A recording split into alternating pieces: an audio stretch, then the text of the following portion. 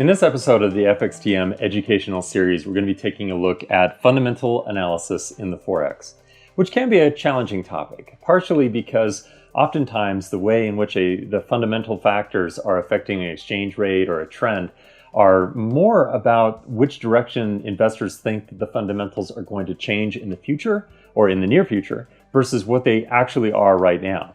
But nonetheless, understanding the fundamental factors that play the greatest role in which direction the Forex is going or a particular currency pair is trending is going to be really important, especially as you evaluate the strength of the underlying trend. So let's look at a couple of examples of some of the key fundamental factors that you have to keep in mind. Now, the first one here is something we call interest rate parity. Now, interest rate parity refers to the difference between the government interest rate, so in other words, the yields on government bonds from one economy to the next. So oftentimes we summarize this basically as the target rate that the central bank will set, like the Fed funds overnight rate in the US, for instance.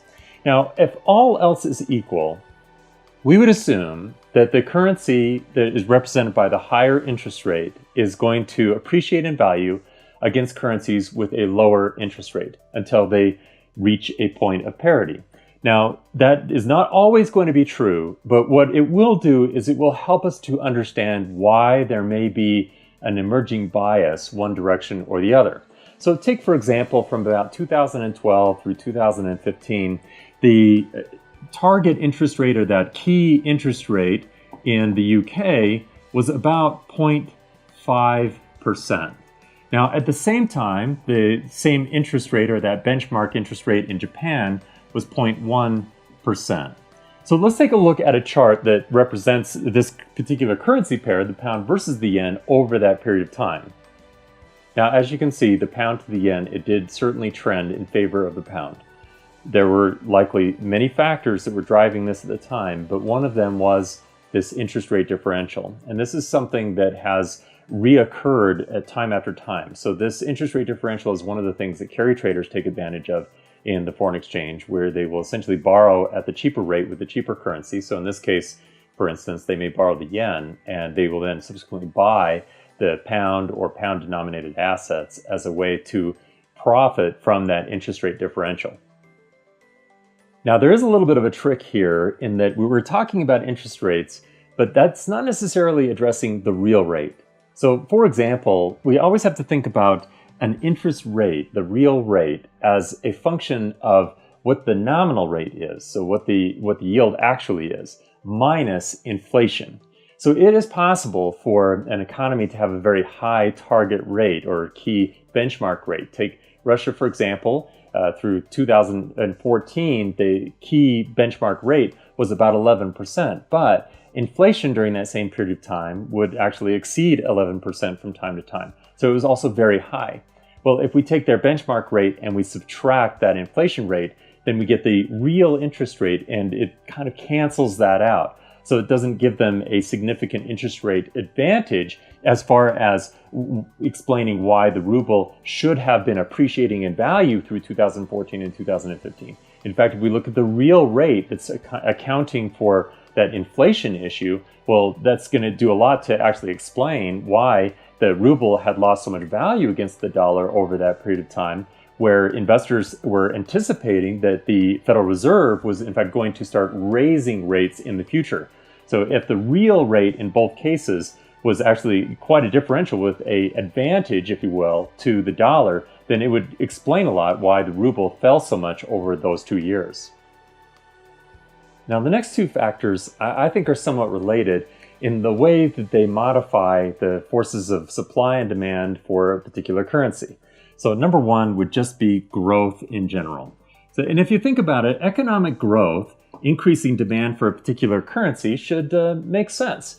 Think, for example, every time we see a lot of growth within emerging markets, well, one of the things that happens is that their currencies tend to appreciate, which can be a good thing in some respects and a bad thing in other respects, especially if it gets too out of hand.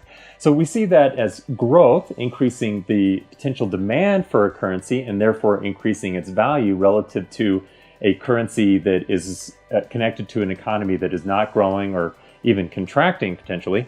And on a related note, we get commodity prices as well. Now, of course, commodity prices, if all else is equal, we would assume that commodity prices are probably going up with economic growth. So these are oftentimes something we would think of as being very connected or happening in tandem with each other.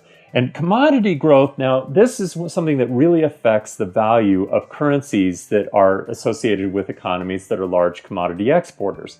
Now this can be a good thing, of course, when we have a lot of economic growth and commodity prices are going up. Well, that generally will give a significant advantage, if you will, to the bulls who are looking at a currency that falls into the category of a commodity currency. So let's say, for example, the Australian dollar, the Canadian dollar, those would be two classic examples. But it can also work against you. So for instance, starting at about the middle of 2014, so June, July 2014, oil prices really started to come down globally. So West Texas Intermediate prices, for example, came from about $104 per barrel to less than $40 per barrel during that period of time.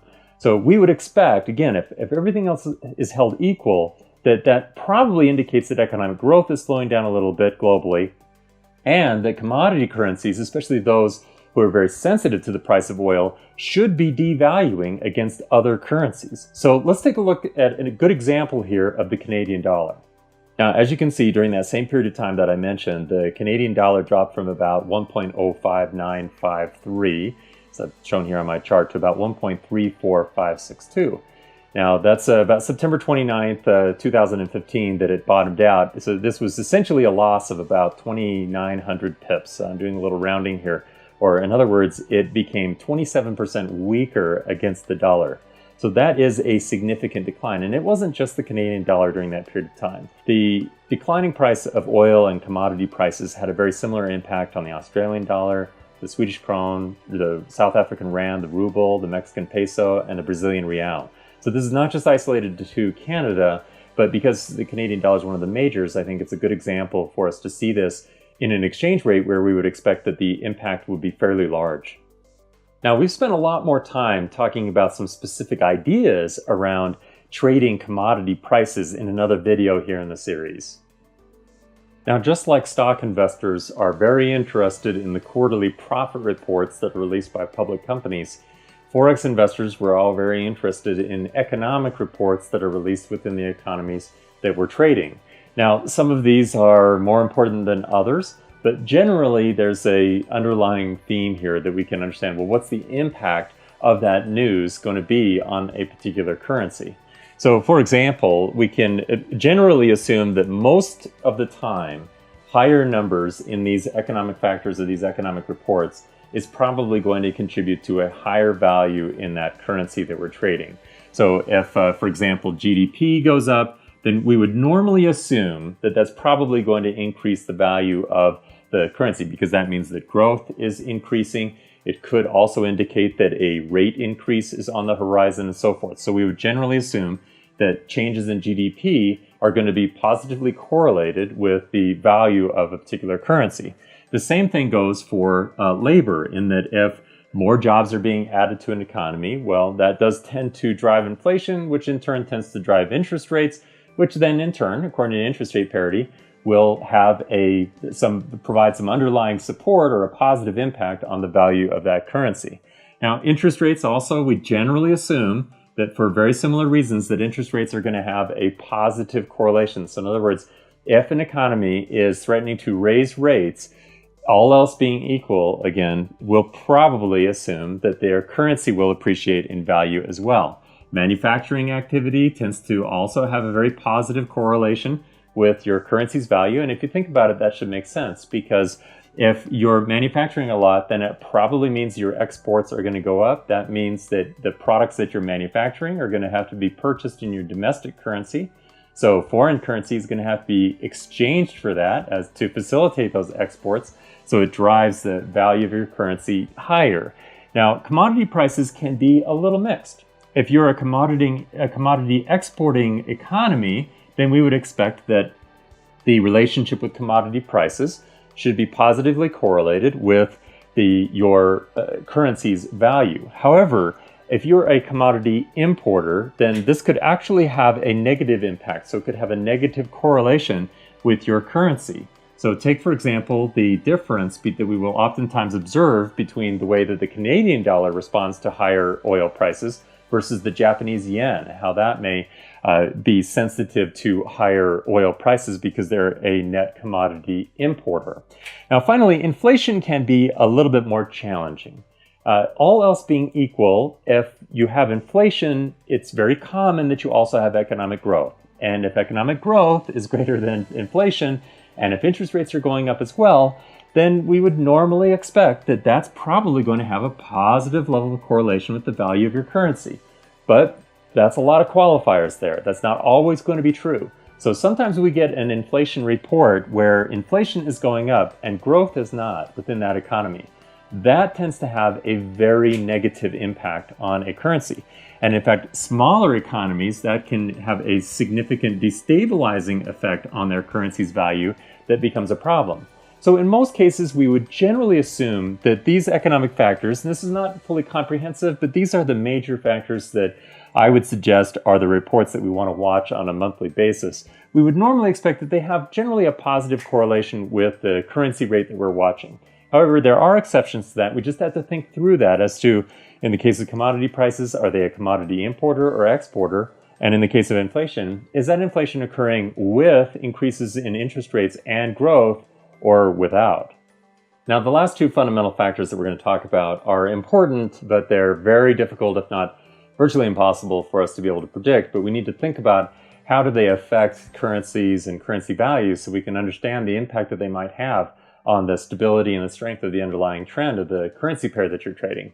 So the first one of these is geopolitical risks. So this would obviously include war or the threat of war or other issues, so civil unrest as well. So take, for example, in 2011, the Arab Spring.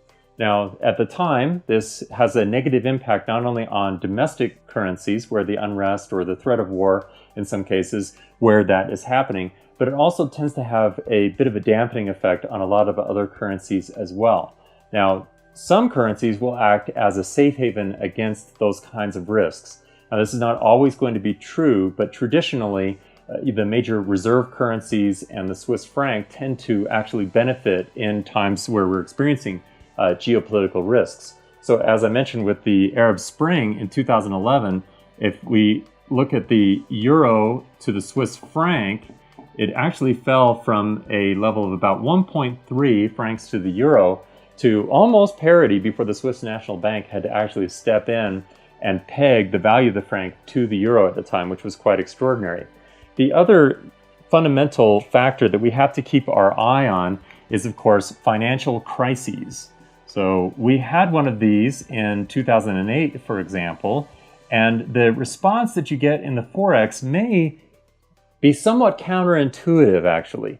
So during extreme financial crises, so the liquidity freeze in 2008, for instance, even though that basically started and spread from the United States, the reserve currencies, the major reserve currencies again, do tend to be the ones that benefit from that sort of risk environment. So during that time, from 2008 on, the dollar against a basket of other currencies until things started to cool off a little bit, the dollar itself, if we look at it just as an index, so against a weighted basket of other currencies in the futures market, it actually improved in value by about 25%, despite the fact that there were banks and insurance companies and mortgage companies and so forth that were all going out of business at the time in the US.